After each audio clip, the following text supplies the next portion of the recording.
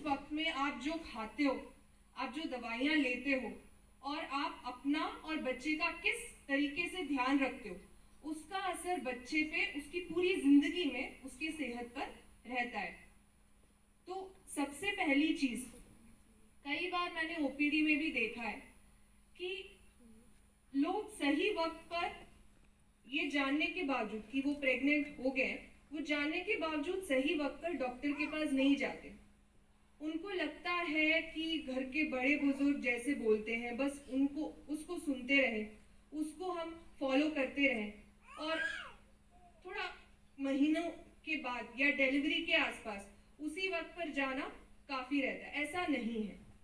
सबसे पहली चीज़, आपको शुरुआत में यानी कि जब आपको पता चलता है कि आपका प्रेगनेंसी टेस्ट पॉजिटिव है, तो उस टाइम तुरंत ही गायनेकोलॉजिस्ट के पास या आपके डॉक्टर के पास जाना ज़रूरी है, क्योंकि वो अल्ट्रासाउंड करके देखेंगे कि जो बच्चा सही जगह पर रुका है कि नहीं। हर वक्त बच्चा जो है बच्चेदानी के अंदर नहीं रुकता, ट्यूब या किसी और जगह पे भी रुकता है। ऐसे रुकने से क्या होगा, कुछ महीने या हफ्ते के अंदर आपको ब्लीडिंग हो जाएगी, पेट दर्द होगा और बच्चा खराब होगा। तो सबसे पहले आपको ये मिनिमम विजिट्स की बात कर रही हूँ, यानी कि इतनी बार तो डॉक्टर के पास आपको आना ही है। तो उसमें से सबसे पहले जैसे ही आपको पता चलता है कि आप प्रेग्नेंट हो, इसलिए आना है ताकि डॉक्टर फिर देखे कि बच्चा सही जगह पे रुका है कि नहीं। उसके साथ साथ वो देखेंगे आपका ब्लड टेस्ट करके कि आपके खून में या आपके शरीर में कोई कमी ना हो, क्योंकि आपके सेहत पर डिपेंड करता है बच्चे का क्या सेहत रहेगा, क्योंकि आपको जो पोषक मिल रहा है वही बच्चे को मिल रहा है, राइट। तो सबसे पहले ये विजिट, फिर उसके बाद जो विजिट होता है 11 और 14 हफ्ते के बीच में, उस टाइम पे डॉक्टर उसका जो नस से संबंधित जो सिस्टम है वो ठीक है कि नहीं देखते हैं। उसके बाद 18 और 22 हफ्ते के बीच में, उस टाइम डॉक्टर देखता है कि उसके जितने अंग बन रहे हैं, उसके जितने भी अंग बन रहे हैं वो सही प्रकार से बन रहा है कि नहीं। उसके बाद आपको जाना है तकरीबन 30 हफ्ते के बाद।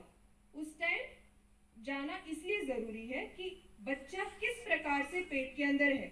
हर वक्त बच्चा ऐसा ज़रूरी नहीं है कि सिर नीचे हो, कभी कभी बच्चा उल्टा होता है, टेढ़ा होता है, बच्चे का सिर ऊपर होता है। तो ये सही वक्त पर डॉक्टर को जानना ज़रूरी इसीलिए है, तभी वो प्लान कर सकते हैं। यानी कि अगर बच्चा सीधा नहीं है तो सिजेरियन करना पड़ सकता है, तो इसके लिए उनको टाइम से जानना ज़रूरी है। अगर आप सीधा, ऐसे हुआ भी है कई बार, बस लेडीज सीधा डिलीवरी के वक्त आ जाते हैं, शुरू में कुछ हफ्ते के लिए आते हैं, उसके बाद सीधा डिलीवरी के वक्त आ जाते हैं और तब पता चलता है कि बच्चा उल्टा है।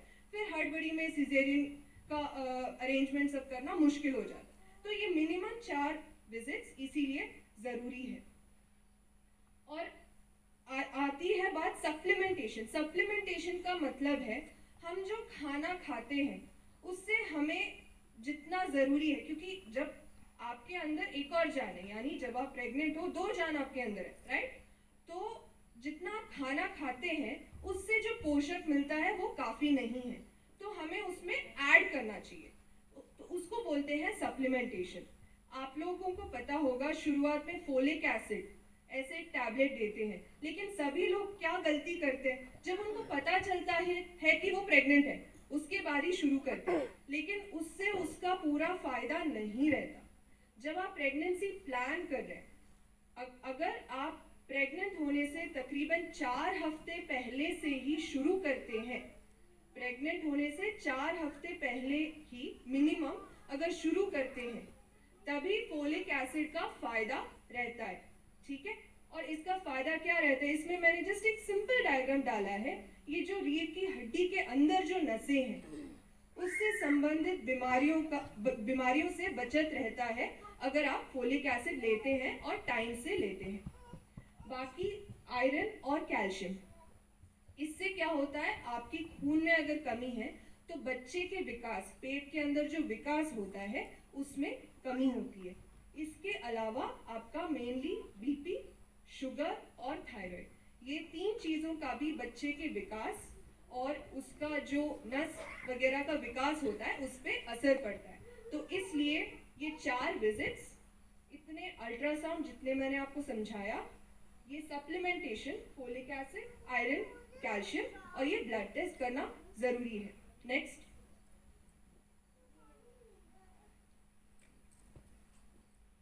और अगर आप खुद को मॉनिटर करना चाहते हो, यानी कि बच्चे का बढ़ाव ठीक हो रहा है, तो तकरीबन आपके पूरे डिलीवरी के दौरान लगभग 11 केजी के आसपास आपका वजन बढ़ना चाहिए। तो उससे आपको अंदाजा लग सकता है कि बच्चे का विकास ठीक से हो रहा है। और व्हेन टू इमीडिएटली रिपोर्ट, यानी कि ऐसे कौन से मौके हैं जब आपको तुरंत अस्पताल आना चाहिए किसी भी वक्त। जब प्रेगनेंसी के दौरान कभी भी अगर ब्लीडिंग हो रहा है, वो नॉर्मल नहीं है, चाहे वो 1-2 बूंद भी क्यों ना हो, वो नॉर्मल नहीं है। दूसरा, अगर आपको बच्चे का जो मूवमेंट है, बच्चा जो घूम रहा है, उसमें आपको कुछ भी कमी लगता है, तो आपको तुरंत आना है। बच्चे का मूवमेंट में अगर कोई प्रॉब्लम है, मतलब कुछ गड़बड़ है। तीसरा, पेट दर्द। पेट दर्द जब नीचे के हिस्से में होता है, रुक के होता है, ये प्रेगनेंसी के दौरान, लेबर मतलब जब डिलीवरी के आसपास होता है वो नॉर्मल है, लेकिन प्रेगनेंसी के दौरान पहले ही अगर ये होना शुरू होता है तो ये डेंजरस साइन है, तो आपको तुरंत आना चाहिए अस्पताल। नेक्स्ट, तो अगर प्रेगनेंसी के दौरान आप अच्छे से ध्यान रखते हैं और नॉर्मल बच्चा होता है, उसके बाद ब्रेस्ट फीडिंग, ये आप सभी को लग रहा होगा बहुत ही साधारण चीज है, सभी जानते हैं, लेकिन इसके बारे में कुछ खास पॉइंट्स। पहली चीज, आइडियली इसमें फर्स्ट स्टार लिखा है, लेकिन बच्चे के पैदा होने के अगर आधे घंटे के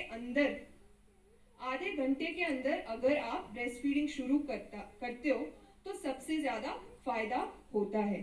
कोलोस्ट्रम का मतलब होता है जो शुरुआत में जो पीले रंग का गाढ़ा दूध जो आता है, उसमें सबसे ज्यादा प्रोटेक्शन होता है बच्चों को। वो देने से बच्चे अपने बचपन में कई सारी इन्फेक्शंस, कई सारी एलर्जी से उनको बचत रहता है। और इंडिया में एक क्या बोलते हैं, गलत फहमी रहता है ब्रेस्ट फीडिंग के बारे में। लोगों को लगता है कि बच्चे पैदा होते, कई जगह देखा है कि शहद देना चाहिए, या जो बड़े बुजुर्ग इंडिया में बोलते हैं उस हिसाब से दूध के अलावा कई चीजें देते हैं, जो कि गलत है। 6 महीने तक पानी भी देने की जरूरत नहीं है। जो माँ से आता है दूध, उसमें हर चीज की मात्रा इतना सही है कि आपको एक भी चीज एक्स्ट्रा देने की जरूरत नहीं है। तो पहले 6 महीने तक आपको सिर्फ और सिर्फ माँ का दूध देना चाहिए। नेक्स्ट, इसके फायदे क्या है? जैसे कि मैंने बताया कि जो भी पोषण बच्चे को पहले 6 महीने में जरूरत है, वो सारा पोषण सही मात्रा में अवेलेबल है, और उसको कई सारी इन्फेक्शन और बीमारियां, एलर्जी ना होने के लिए जो पोषक होता है वो भी माँ के दूध से मिलता है। और ब्रेस्ट फीडिंग करने से बच्चे का माँ के साथ जो बॉन्डिंग है वो भी बेहतर हो जाता है। नेक्स्ट, अभी कई लोग आते हैं कि बच्चा दूध ठीक से नहीं ले रहा है, मेरे में दूध ठीक से आ नहीं रहा है, कम दूध आ रहा है। इसका मेन कारण ये होता है कि तरीका जो है, ब्रेस्ट फीडिंग का जो तरीका है वो कई बार गलत रहता है। सबसे पहले तो मदर, आप अगर चाहते हैं तो लेट के भी दे सकते हैं, लेकिन प्रेफरेबली बैठ के दें, खुद के बैक को पूरा सपोर्ट रहे, बच्चे के पूरे बॉडी को सपोर्ट करे। कई बार क्या होता है, मदर्स जो है सिर्फ बच्चे के सिर को और गर्दन को सपोर्ट करते हैं, और मदर जो है बच्चे की तरफ लीन करते हैं, जो कि बहुत गलत है। पहली चीज, बच्चे के सिर्फ सिर को नहीं, बच्चे के पूरे बॉडी को सपोर्ट करना है, और बच्चे के शरीर को, उसका सिर और शरीर एक लाइन में होना चाहिए। बच्चे का शरीर आपके शरीर से कांटेक्ट में होना चाहिए, ठीक है? तो ये है सही पोजीशन आपका और बच्चे का, जो सही पोजीशन है, गुड अटैचमेंट, वो मैंने इसमें दिखाया है। जो आपके ब्रेस्ट का जो ब्लैक पोर्शन है वो पूरी तरह मैक्सिमम एरिया कवर्ड होना चाहिए बच्चे के होठों से, और उसका चिन जो है, चिन आपके ब्रेस्ट को टच करना चाहिए। ये मिनिमम चीज़ है जिससे आप ध्यान रख सकते हो कि बच्चा सही तरीके से दूध ले रहा है। और इम्पॉर्टेंट चीज़ ये है कि आपको कभी भी बच्चे को ब्रेस्ट फीडिंग के बीच में कभी भी रोकना नहीं चाहिए, क्योंकि जब आप दूध देते हैं तो जो शुरुआत में दूध निकलता है उसमें पानी और शुगर, इन चीज़ों का मात्रा ज़्यादा होता है, जिससे बच्चे को जो प्यास लगती है वो कम हो जाती है, और दूसरे एंड में जो आप दूध देते हो उससे उसको ज़्यादा एनर्जी मिलता है। ठीक है, तो इसलिए जब भी आप ब्रेस्ट फीडिंग करते हो तो वो पूरा ब्रेस्ट मिल्क जो है पूरा ही ले ले, और बीच में आप उसको ना रोके, ये बहुत ज़रूरी है। नेक्स्ट, एक बार प्रीवियस स्लाइड एक बार। हाँ, दूसरी चीज आपको कैसे पता, दो और चीज इंपॉर्टेंट चीज है, यानी कि night breast feeding. Night breast feeding बहुत ही ज़्यादा इम्पॉर्टेंट है। इसका कारण ये है कि वो हार्मोन जो हमारे शरीर में ब्रेस्ट मिल्क को बनाता है, ठीक है, वो सबसे ज़्यादा रात को निकलता है, हमारे दिमाग से निकलता है, रात को वो निकलता है। और इसीलिए रात को अगर आप ब्रेस्ट फीडिंग करोगे तो उसका मात्रा सही रहेगा, और आप में कभी ज़्यादातर लोगों में अगर आप वो प्रैक्टिस करोगे तो ब्रेस्ट मिल्क की कमी कभी नहीं रहेगी। ठीक है, इसलिए night breast feeding is very important. Science of proper breast feeding, आपको कैसे पता चलेगा कि बच्चे को जितना दूध मिल रहा है वो ठीक है कि नहीं है, मात्रा उसका ठीक है कि नहीं है। बच्चा अगर दूध लेने के बाद 2 से 3 घंटा आराम से सो रहा है, आराम से सो रहा है या सो रही है। दूसरी चीज, अगर दिन में 6 से 8 बार अगर बच्चा यूरिन पास कर रहा है, यानी कि पेशाब कर रहा है। तीसरी चीज, अगर उसका वेट में बढ़ा आ रहा है, तो आपको पता चल जाता है कि जितना आप दूध दे रहे हो वो सही है। नेक्स्ट,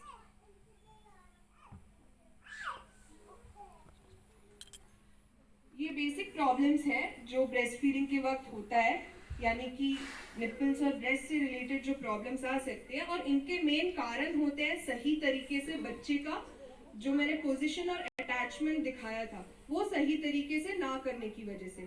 दूसरी चीज, bottle feeding. Next slide. Bottle feeding जो आप लोग प्रैक्टिस करते हो उसकी वजह से, क्योंकि बॉटल में एक तो वो प्लास्टिक होता है, तो उसमें बच्चे को उससे दूध निकालने के लिए ज्यादा जोर लगाना पड़ता है। तो जब बॉटल से आप दूध देते हो उसके बाद आप ब्रेस्ट फीडिंग करते हो तो बच्चा वही जोर लगाता है आपके ब्रेस्ट से भी दूध निकालने में, तब आपके ब्रेस्ट को प्रॉब्लम हो सकता है। अगर किसी को ब्रेस्ट फीडिंग के समय में कुछ बीमारी होता है, या कुछ लोग अगर वर्किंग होते हैं, काम करते हैं, और उनको जितनी बार देना पड़ रहा है उस टाइम पे वो नहीं दे पाते दूध, है ना, तो ऐसे लोग क्या कर सकते हैं, ये भी एक ऑप्शन है, एक्सप्रेस ब्रेस्ट मिल्क, यानी कि आप दूध निकाल के क्लीन बॉटल में रख भी सकते हो, और रूम टेम्परेचर में लगभग 6 से 8 घंटे तक रहता है वो दूध ठीक से। फ्रिज में अगर रखोगे तो 1 दिन तक भी आप उसको रख सकते हैं। नेक्स्ट,